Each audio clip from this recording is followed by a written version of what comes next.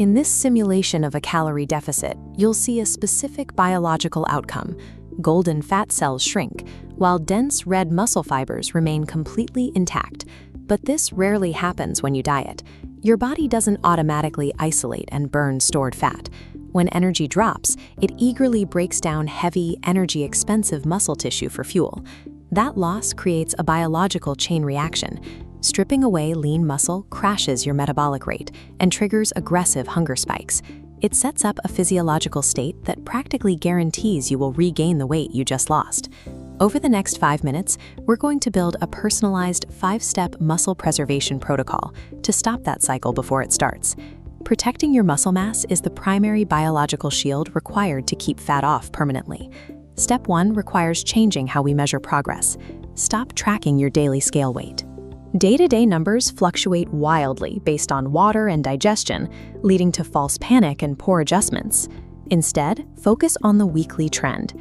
You are looking for a highly specific speed limit, a maximum drop of 1 to 2 pounds per week. Pushing past this rate forces the body to rapidly break down muscle tissue. Look at these two side-by-side outcomes of a 20-pound weight loss. On paper, they look identical. But physically, if you ignored the speed limit and depleted your muscle, you simply end up smaller and softer. If you protected that tissue, you achieve the lean, athletic definition most people are actually chasing. To protect that tissue, controlling the speed of your weight loss is only the start. You need a primary nutritional defense.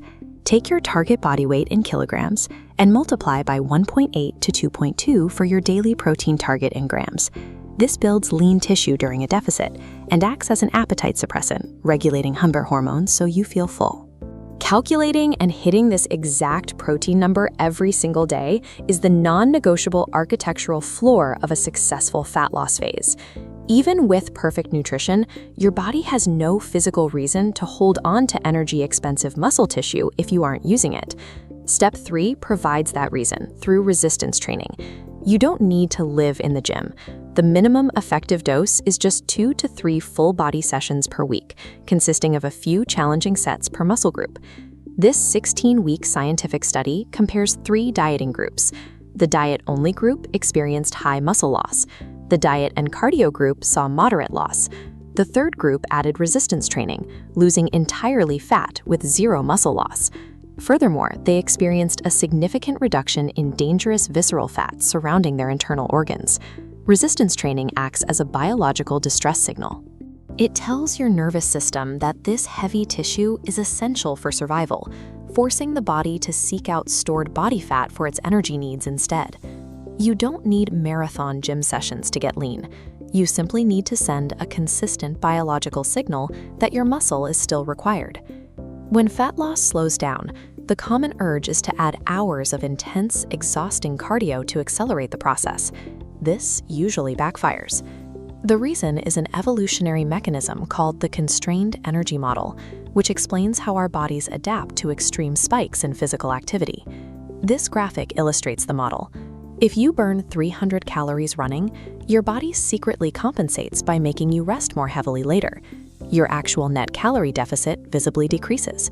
Worse, this severe constraint triggers disproportionate hunger spikes that wipe out whatever small deficit you created. Step 4 provides a low-impact alternative. Instead of extreme cardio, set a strict daily foundation of 7,000 to 9,000 steps. This level of low-intensity movement ensures a steady calorie burn while actually helping to regulate your appetite. High-intensity cardio is a minor supplemental tool.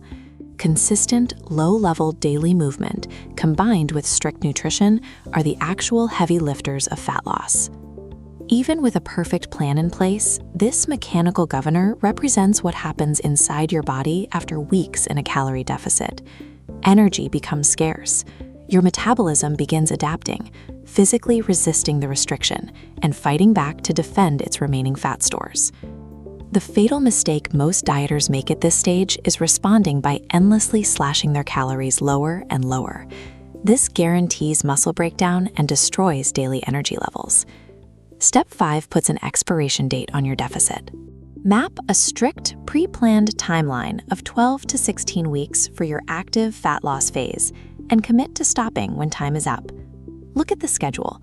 Once your diet phase ends, you must immediately enter the highlighted block, a mandatory maintenance phase, where you bring your calories to a neutral level. This recovers your metabolic rate, clears diet fatigue, and permanently locks in preserved muscle mass. Dieting is a strategic sprint, not an endless marathon.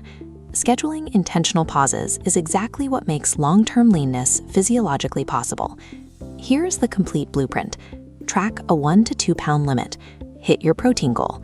Complete 2 to 3 resistance sessions. Walk 7 to 9,000 steps.